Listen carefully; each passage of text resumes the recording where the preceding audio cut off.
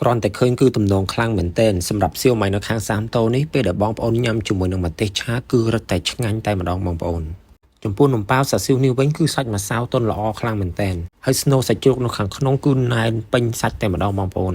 ហើយក៏មានជាប្រភេទនំប៉ាវស្នូលត្រាវដែលធ្វើថ្មីតែម្ដងបងប្អូនចូលមកដល់ហាកៅនេះវិញគឺមានស្នូលបកាហើយយើងញ៉ាំជាមួយនឹងម្ទេសឆាគឺរឹតតែឆ្ងាញ់តែម្ដងបងប្អូនគឺសិតសឹងតែជាទីមសាំដែលល្បីដែលមានឈ្មោះនៅក្នុងសាមតូតែម្ដងនិយាយពីសាយ៉នេះវិញសបកខាងក្រៅគឺបំពងឡើងស្រួយហ្មងបងប្អូនហើយខាងក្នុងមានស្នូលបន្លែលាយជាមួយនឹងសាច់ជ្រូកលាយគ្នានិយាយទៅគ្រាន់តែឃើញហ្នឹងគឺអើយលេបទឹកមាត់ទៀតហើយចូលមកដល់ប្រភេទនំប៉ាវទៀតហើយ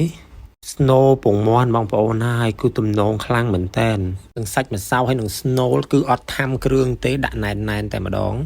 សម្រាប់មុខនេះគឺមានឈ្មោះថា Fangor ទាជាវនៅក្នុងនោះមានដូចជាស្នូលសាច់ជ្រូកសណ្តែកដីមានបកាក្រៀមហើយមានស្លឹកខ្ទឹមតិចគឺឲ្យក្លិនឈ្ងុយមែនតើណាបងប្អូនអញ្ចឹងសម្រាប់ពុកម៉ែបងប្អូនដែលចង់មកញ៉ាំទីមសាំកុំភ្លេចជាមួយនឹងសាំតូទាំងអស់គ្នាណាអរគុណច្រើន